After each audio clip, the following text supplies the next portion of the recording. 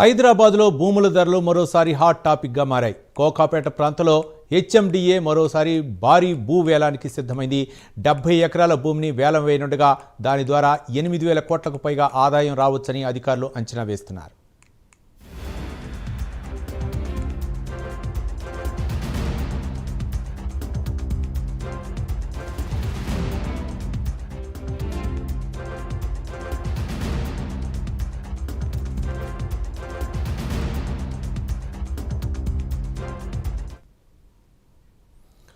తెలంగాణ రాష్ట్ర ప్రభుత్వం మరోసారి భూముల వేలం వేసేందుకు సిద్ధమవుతోంది. హెచ్ఎండిఏ కోకాపేట నియోపోలిస్ లేఅవుట్ సమీపంలో ఉన్న 70 ఎకరాల భూమిని వేలం వేయనుంది. జనవరి 2వ వారంలో ఈ వేలం ప్రక్రియ నిర్వహించేందుకు అధికారులు నిర్ణయించారు. ఈ భూమిని 4 నుంచి 5.5 ఎకరాల చొప్పున ప్లాట్లుగా విభజించి వేలం వేయనున్నారు. ఇటీవల ఇదే ప్రాంతంలో జరిగిన భూ వేలంలో 27 ఎకరాల భూమి ద్వారా హెచ్ఎండిఏకు 3,867 కోట్ల ఆదాయం వచ్చింది. అంటే ఎకరం సగటున 143 కోట్ల రూపాయల వరకు ధర పలికింది.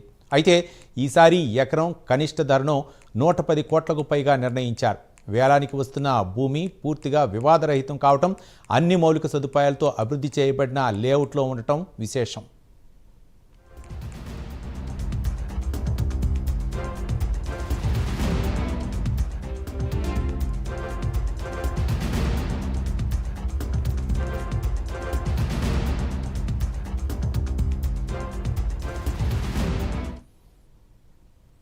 గతంలో ఫైనాన్షియల్ డిస్ట్రిక్ట్ కోసం ఐటీ కంపెనీలకు లీజుకు ఇచ్చిన ఈ భూములను నిర్దేశిత కాలంలో ప్రాజెక్టులు ప్రారంభించలేకపోవడంతో ప్రభుత్వం తిరిగి స్వాధీనం చేసుకుంది. ఆ భూములే ఇప్పుడు వేలం వేయనున్నారు. శంషాబాద్ ఎయిర్పోర్ట్, ఓఆర్ఆర్కు సమీపం ఐటీ హబ్, ఫైనాన్షియల్ డిస్ట్రిక్టుల ఉనికి కోకాపేట భూములకు ఉన్న భారీ డిమాండ్కు ప్రధాన కారణమని అధికారులు చెబుతున్నారు. ఈ నేపథ్యంలో ఈసారి జరిగే భూవేలం కూడా కొత్త రికార్డులు సృష్టించే అవకాశం ఉందని అంచనా వేస్తున్నారు.